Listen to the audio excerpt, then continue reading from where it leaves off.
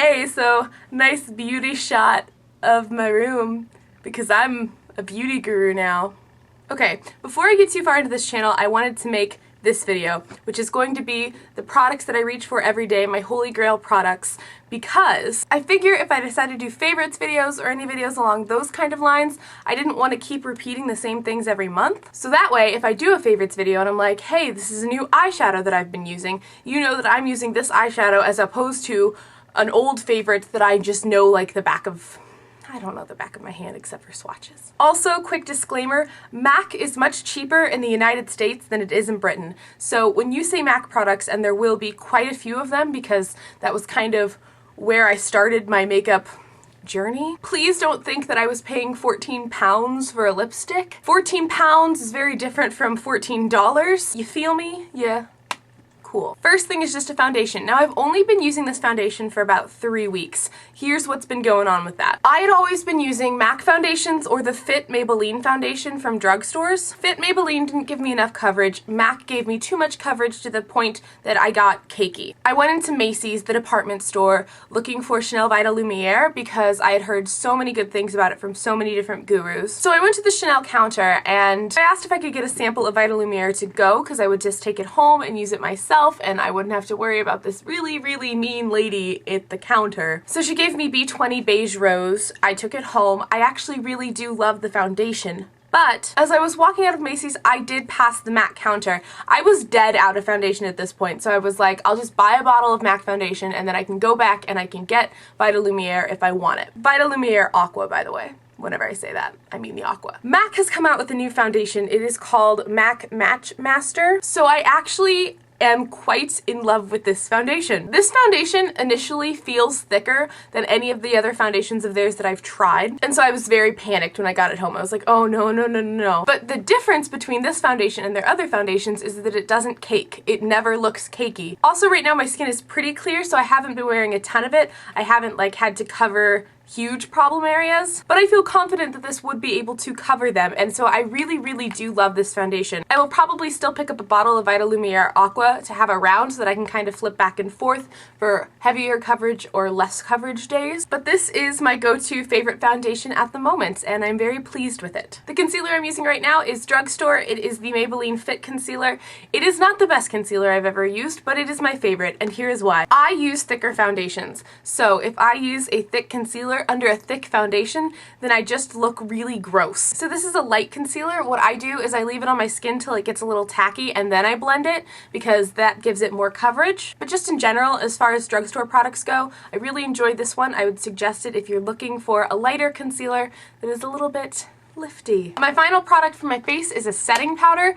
I have never been too picky about setting powders, but the one that I have been reaching for over the last few months and that I've really just been enjoying, Maybelline Dream Matte Powder. The packaging looks like this. The best way I can think to describe it is whenever my skin does not have this on it, it kind of goes bleh throughout the day. Whenever I put this on it, because my skin is already drier, it just goes shoo and then stays exactly where I want it to. So I really like this. It's very finely milled. It does not look cakey. It's a huge thing for me. I don't want to look cakey. Next I'm going to go brows. This is a quad, but I only use one color out of the quad. This is the Sonia Kashuk quad in Smoke in Your Eyes number 06. The color I use is right there. It's just a very dark matte brown. Next for eyeshadows, the base that I use is also an eyeshadow. It is a MAC Paint Pot. It is in Bare Study. It's just a creamy champagne skin tone kind of color right there. As for actual eyeshadows, I pulled two. The first one I'm going to show you is actually the first MAC shadow I ever bought. It is called Expensive Pink. The best way I can think of to describe it is the NARS Orgasm Blush in eyeshadow form. I really like it because pink does well with brown. It kind of pulls out the gold in my eyes and the green in my eyes. It's that one right there, and I just think it is so pretty. My next one is by far probably my most used product ever. It is Phloof by MAC. I use it on my inner corner and under my brow. It is this one right there. My next most used product is MAC again. I'm very sorry. It is the MAC Eye Kohl in the color Smolder. It's black. It looks black. It's not too groundbreaking. Really, guys? Don't worry about it. If you don't want to buy a MAC eye pencil, that's cool. Just have a black one on you and have a brown one. My next is my most used blush. This is Sun and Moon by MAC. It's an orange color and a pink color, and you swirl it together and it becomes like a very, very, very burnt sienna toned coral. It's that one right there. It looks very, very natural on my skin tone. I'm wearing it right now. My most used bronzer, and in fact the only bronzer that I've ever bothered buying because I love it and I know that I love it, is Hoola Benefit. It is just a boxed matte powder.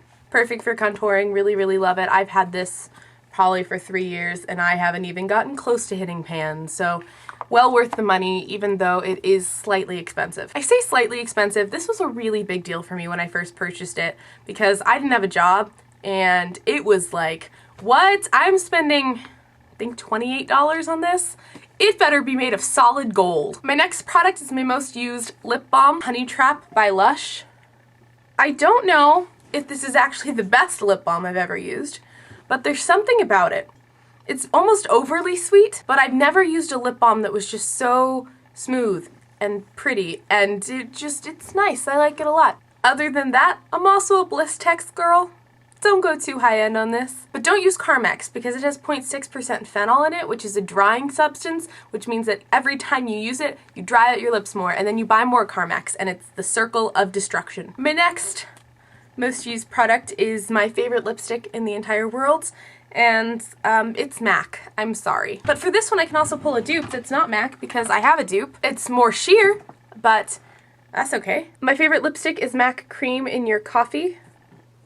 It looks like this. It actually looks a lot darker on camera than it is. It's almost a My Lips But Better color because my lips have a more browny rosy tone to them than a light pink tone, so I look really weird when I wear light pink lipsticks. It is that one right there. My dupe though for that product, or like my second favorite lipstick, it's the same color family, it might as well be the same color, I use it, same thing, is this L'Oreal Star Secrets lipstick in color 809 Beige, which sounds really fun. I'm gonna swatch it next to the MAC and you're gonna be like, in no way, shape, or form is that a dupe.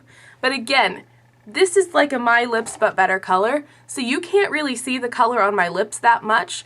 This is a My Lips But Better color in a glaze formula, so a lot sheerer, but they do almost the same exact thing on my lips. And it's that one right there. My most used hand cream is Hand Food by Soap & Glory. It smells perfect. It is not greasy and it's beautiful. They have them at Sephora. This is like $5, so the same that you'd be paying for a Bath & Body Works one. My most worn nail polish by a long shot is Essie Buy Me a Cameo. Basically, it's just a champagne-y, light, neutral color. Currently, my nails are Lilacicism by Essie. Last but not least is my most worn fragrance. It is easily, by far, overwhelmingly Burberry The Beat.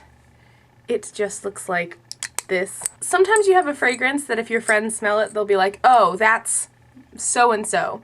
If my friends smelled this, they would be like, oh, that's Cassie. It's a very thick smell. It's not like light and flouncy. It's thick and it's powerful, but it's pretty. That's it. I hope you enjoyed the least glamorous beauty video ever. If you want me to do any specific beauty tags, beauty videos, anything like that, please let me know. If you would like me to try to find dupes for any of the products that I mentioned, I am happy to go do that for you guys. Other than that, I think I'm good. Have a fantastic week. The next video that you should see up should be a fitness video. Bye!